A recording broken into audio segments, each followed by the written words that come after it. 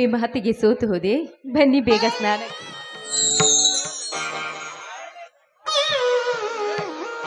ನಿಲ್ಲ ನಡ್ಚಿನ್ನ ಹಂಗ ಹೋಗಿಬಿಡುವುದನ. ಇದ ಸಂತೋಷದ ಸಮಯದಲ್ಲಿ ರೋಣಿ ಮಳೆ ಆದ್ರ ಓಣಿ ತುಂಬಾ ಕಾಳಂತ. ಹಾಗಂತ ನನ್ನೊಂದಿಗೆ ಹಾಡಬಾರ್ದೇ ನನ್ನ ಚಿನ್ನ. ಇಂತಕ್ಕೇನು ಕಡಿಮೆ ಆನಂದನ ತಾಳಲಾರೆ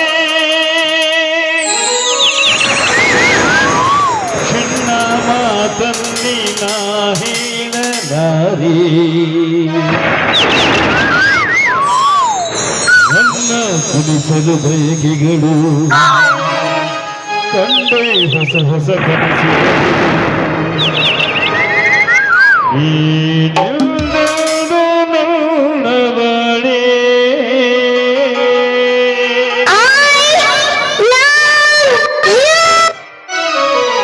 ಇಂದು ಆನಂದನ ತಾಳಲಾರೆ ಚಿನ್ನ ಮಾತಲ್ಲಿ ನಾ ಹೇಳಲಾರೆ.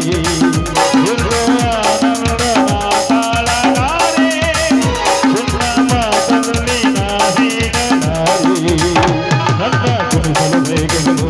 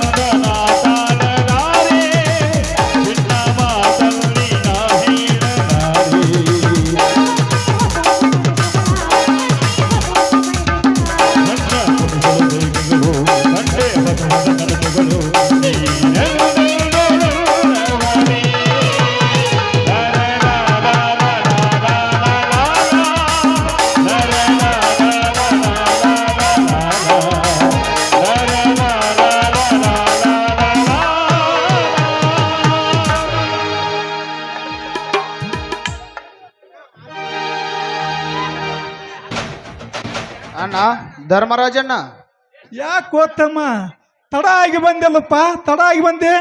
ಕುರಿ ಮರಿಗಳ ಜೊತೆ ಗುದ್ದಾಡೋದ್ಲಿ ತಡವಾಗಿ ಬಿಡುತ್ತಣ್ಣ.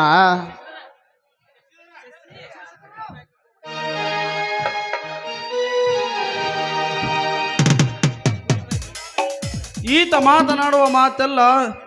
ದಿನಾಲು ಮಾತನಾಡುವ ಮಾತೆಲ್ಲ ಬರೀ ಸುಳ್ಳು. ಇವನ ಮಾತು ನೀನು ನಂಬಿ ಹೊರಟರೆ ಕೋರ್ಟ್ ಕಚೇರಿಗೆ ಹೋಗಲು ಸಮಯವೇನು ಉಳಿದಿಲ್ಲ. ಯಾಕೋ ಶಶಿಧರ, ನಿನ್ನ ಮಾತಿನ ಅರ್ಥ? ಇಡೀ ಸುತ್ತು 10 ಹಳ್ಳಿ ಜನ ಸುಮ್ಮನಿರುವಾಗ ಈತನೊಬ್ಬನೇ MLA ವೀರಣ್ಣಗೌಡರ ಮನೆಗೆ ಹೋಗಿ ವಿಮಾನ ನಿಲ್ದಾಣಕ್ಕೆ ಒಂದು ಹಿಡಿ ಮಣ್ಣು ಕೊಡುವುದಿಲ್ಲ ಎಂದು ಹೇಳಿ ಅವರಿಗೆ ಸವಾಲು ಹಾಕಿ ತಾಕತ್ತಿದ್ರೆ ನಿನ್ನ ನೋಡ್ತೀನಿ ಅಂತ ಹೇಳಿದ್ದಾನಂತೆ. ಇವನಿಗೆ ಬೇಕು ರೈತರ ಹೋರಾಟದ ಚಳುವಳಿ. ಇದು ರೈತರ ಚಳುವಳಿಯ ಹೋರಾಟವಲ್ಲ ತಮ್ಮ, ಇದು ನನ್ನಂತ ಕುರಿ ದನ ಮೇಯಿಸುವ ಜನರ ಹೋರಾಟ. ಆ ಭೂಮಿಯಲ್ಲಿ ರೈತರು ಒತ್ತಿ ಬಿದ್ದಿ ತಮ್ಮ ಒಂದೊತ್ತಿನ ಚೀಲ ತುಂಬಿಸಿಕೊಳ್ಳುತ್ತಿದ್ದಾರೆ. ಇದನ್ನು ಬಿಟ್ಟು ಬೇರೆ ಕಡೆ ಖರಾಬು ಭೂಮಿ ನೋಡಿಕೊಳ್ಳಿ ಎಂದಿದ್ದು ತಪ್ಪ? ಅದು ನನ್ನ ದೃಷ್ಟಿಯಲ್ಲಿ ತಪ್ಪೇ. ಅಲ್ಲಿ ವಿಮಾನ ನಿಲ್ದಾಣವಾದರೆ ನಮ್ಮ ಊರು ದೊಡ್ಡ ಸಿಟಿ ಆಗುತ್ತದೆ. ಆ ರೈತರ ಮನೆಯಲ್ಲಿ ಒಬ್ಬಾತ ನೌಕರಿ ಹೋಗ್ತಾನೆ, ಅದರ ಚಿಂತೆ ಇವನಿಗೆ. ಕುರಿ ಕಾಯುವುದೊಂದೇ ಇವನ ಕೆಲಸ. ಅದೇ ಕುರಿ ಮೇಯಿಸುವ ಗುಡ್ಡನೆ ಹೋದ್ಮೇಲೆ ನಾನೆಲ್ಲಿ ಕುರಿ ಮೇಯಿಸಬೇಕು? ಅಣ್ಣ, ಇವನ ಮಾತು ಮಿತಿ ಮೀರಿ ಹತ್ತಿತು. ನೀನು ನೋಡುತ್ತಾ ಸುಮ್ಮನೆ ನಿಂತಿರುವೆಯಲ್ಲ, ಇವನಿಗೆ ಸ್ವಲ್ಪ ತಿದ್ದಿ ಹೇಳಿ ಆ ಗೌಡ್ರ ತಂಟ ಬಿಡಿಸು, ಇಲ್ಲಂದ್ರೆ ಏನು ಮಾಡುತ್ತೇನೆ ಬೇಕುಬ? ನಾನೇನು ನಿನ್ನ ಅವನ ಮಾತು ಕೇಳಿ ಎದ್ದ ಕುರಿ ಮಾರಬೇಕ? ಇಲ್ಲ ಹೇಡಿಯಾಗಿ ಆ ಗೌಡನ ಕಾಲು ಹಿಡಿದು ಕ್ಷಮೆ ಕೇಳಬೇಕ? ಹೌದು, ಇವೆರಡರಲ್ಲಿ ಒಂದು ಮಾಡಲೇಬೇಕು. ಸಾಧ್ಯವಿಲ್ಲ ಶಶಿಧರ, ಸಾಧ್ಯವಿಲ್ಲ. ನೀನು ಸರಿಯಾಗಿ ಮಾತನಾಡು. ಈ ವಿಷಯದಲ್ಲಿ MLA ಆದ್ರೇನು, ಮಂತ್ರಿ ಆದ್ರೇನು, ನಾನು ಯಾರ ಮಾತನ್ನು ಕೇಳೋದಿಲ್ಲ. ಏನೋ ನನ್ನ ತಮ್ಮ ಶಾಲೆ ಕಲಿತು ಸಾಹೇಬ ಆಗ್ತಾನಂತ, ಶಾಲೆ ಕಲಿಸಿದ್ರೆ ನನಗೆ ಬುದ್ಧಿ ಹೇಳಕ್ ಬರ್ತೀಯ? ನೋಡು ಶಶಿಧರ, ನೀನಲ್ಲದೆ ಈ ಮಾತನ್ನು ಬೇರೆ ಯಾವನ್ನಾದರೂ ಆಡಿದ್ರೆ ಅವನ ರುಂಡವನ್ನು ಅಂದಿನ ವೀರ ಸಿಂಧೂರ ಲಕ್ಷ್ಮಣ ಆ ಗೌಡನ ತಲೆ ತಗದಂಗ ಅವನ ತಲೆ ತಗದ ಬಿಡ್ತಿದ್ದೆ. ವೀರಣ್ಣ, ಧರ್ಮಣ್ಣ ನಿನ್ನ ಮಾತೆ ಬೀರು, ಸುಮ್ಮನೆ ಒಳಗೆ ನೋಡ್ಯಪ್ಪ. ಮಂಗಳ, ಮಂಗಳ, ಬೀರುನ ಒಳಗೆ ಕರ್ಕೊಂಡು ಹೋಗ್ಬಿಡಪ್ಪ. ಯಾಕಣ್ಣ ನೀನು ಇವನ ಮಾತು ಕೇಳಿ ಆ MLA ಹೆದರಿ ಬಾಳುವಂತೀಯ? ಈ ಭಾಗದ ರೈತರನ್ನು ಅವನಿಗೆ ತಲೆಬಾಗುವಂತೀಯ? ಬೀರು, ಇದು ನನ್ನ ಆಜ್ಞೆ, ಸುಮ್ಮನೆ ಒಳಗೆ ನಡೆ ಅಷ್ಟೇ. ಸರಿ, ಬಾತಿಗೆ ಹೋಗೋಣ.